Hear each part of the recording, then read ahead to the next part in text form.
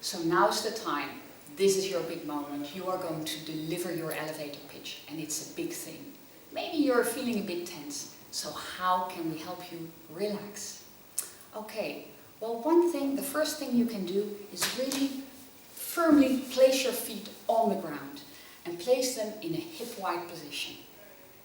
Then secondly, feel your breath and really try to breathe as low as you can to your tummy, like this. And you feel that the tenseness really then flows out of your body.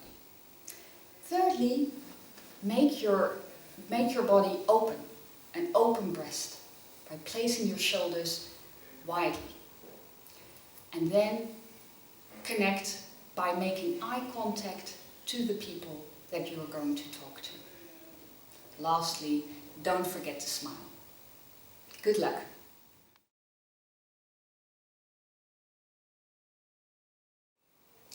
And when you're really scared and think, oh gosh, this can go so wrong, then realize that at the end of the day, people are interested in what you have to say. They want to hear your story.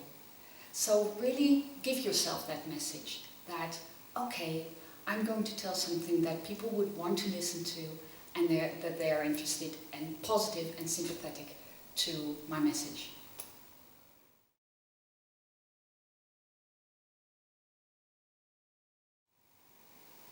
So your mindset is a very important thing. So giving yourself messages that are really helping you build your self-confidence. So rather than saying, people are not waiting to listen to this story, they are not going to think this is any good, really, why would they listen to me?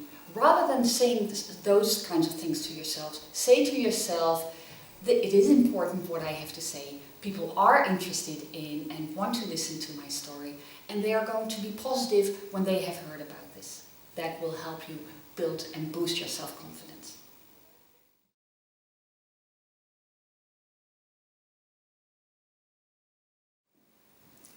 I know this fundraiser who always started his story by putting a brick on the table before he started. And it really raised people's curiosity, and they wanted to hear what the story was behind this brick. I'm not going to suggest to you that you all go out and take a brick along with you when you go out and fundraise. But really what I would encourage you to do is think about what would be the element of surprise, of curiosity raising that you could use to make people interested in the story you want to tell them.